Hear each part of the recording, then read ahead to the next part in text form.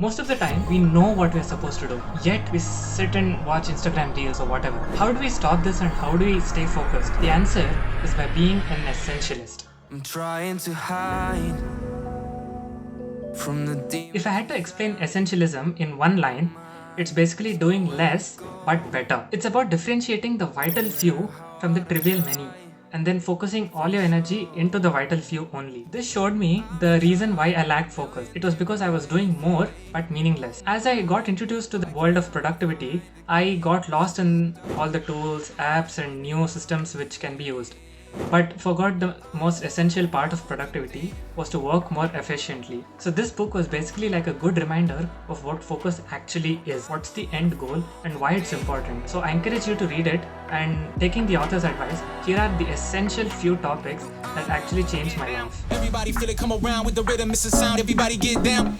Everybody feel it come around with the rhythm, it's a sound. Everybody get down when we give it to you. Around with the rhythm, it's a sound. The ability to choose can neither be taken nor be given away, but it can only be forgotten.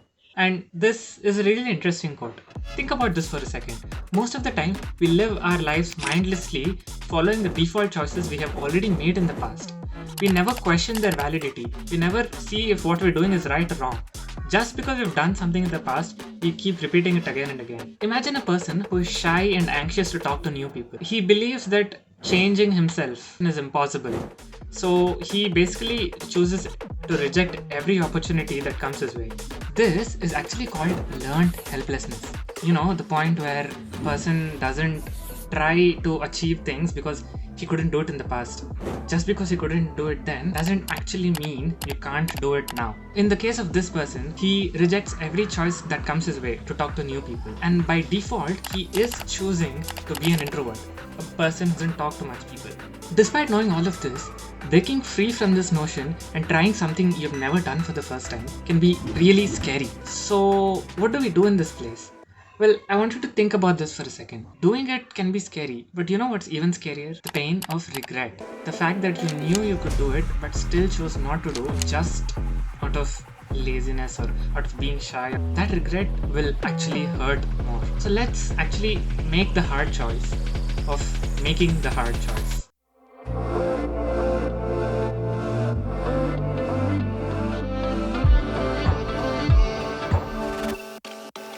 She got a body like a goddess. Okay, so I'm going to get a bit philosophical here, but bear with me. Gautam Buddha, he once said that suffering is inevitable and all creatures must endure it.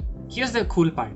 What if you could choose your suffering? Okay, that's not really cool, I know, but think about it for a second. We anyway have to suffer. Why not pick the one that's going to benefit us in the future? Most of the time, I always used to opt for entertainment rather than hard work right now. So that would mean forgetting to do my homework, low marks in tests, and many such things. I was fed up with this kind of lifestyle. So once I came across this idea, things started falling into perspective more easily. So here's what I told myself. Both options have some form of suffering. So which one will I pick? Well, when I just asked this a lot, things started becoming more and more clear. It was easy for me to just pick up my phone and spend an hour and then realize, oh my god, I wasted so much time. Instead of that, every time I got to pick up my phone, I asked, which suffering will you choose? This helped me realize that suffering was not something to be avoided or something to be feared, but something that's a part of growth. This means that every choice becomes an opportunity for growth. Well, if suffering can be chosen, how do you know which suffering to choose?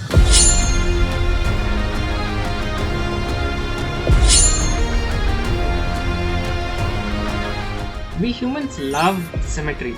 It's just in our brains.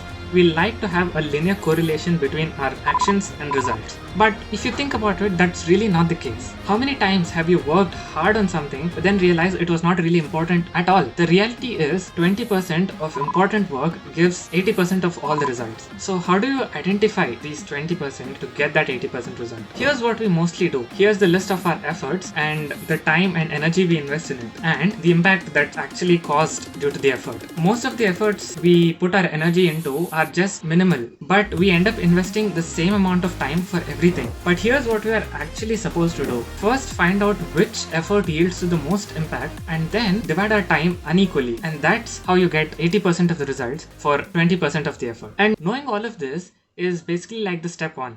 Because despite knowing that you need to make your own choices, you need to realize that choices are inevitable and pick your suffering, you sit at your desk, but you still for some reason can't work. What do you do then? That is when you actually change your environment.